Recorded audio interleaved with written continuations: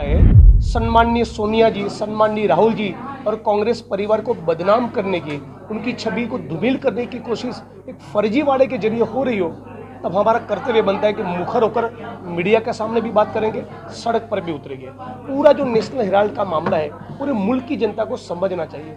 National Herald अखबार स्वतंत्रता के आंदोलन में बहुत बड़ा योगदान दिए, जन चेतना का काम किए। अंग्रेजों को खदेड़ने के लिए जो मानस तैयार करना था, जो चेतना पैदा करनी थी, वो काम किया है एजीएल और नेशनल हेराल्ड ने।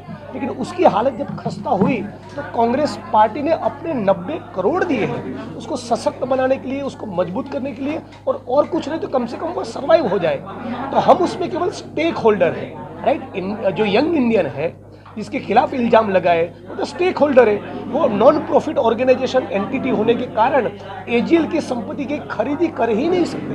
तो जब खरीद या बिक्री हुआ नहीं, कोई फाइनेंशियल ट्रांजैक्शन हुआ नहीं, तो फर्जीवाड़ा किस प्रकार का, काहे का करप्शन।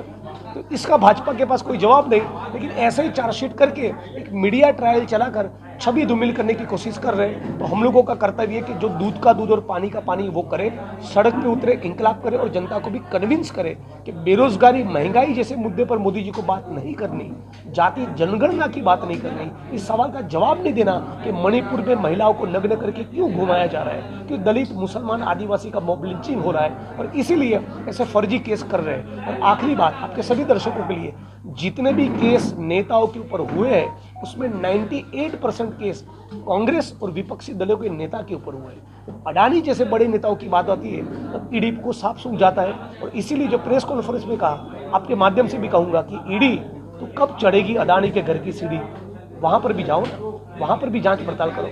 टाइमिंग जो है नेशनल हेराल्ड मामले हाँ, कांग्रेस का अधिवेशन अहमदाबाद में हुआ।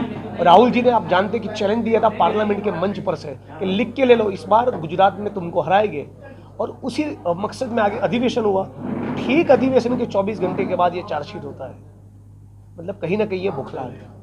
Nishikant Dubey ji theopiniontoday.in Trusted sources, informed opinions. कृपया इसे ज्यादा से ज्यादा लाइक, शेयर और सब्सक्राइब करें। खबरों के लिए वेबसाइट देखें www.theopiniontoday.in। हमारी खबरें सभी सोशल मीडिया के प्लेटफॉर्म पर भी उपलब्ध है।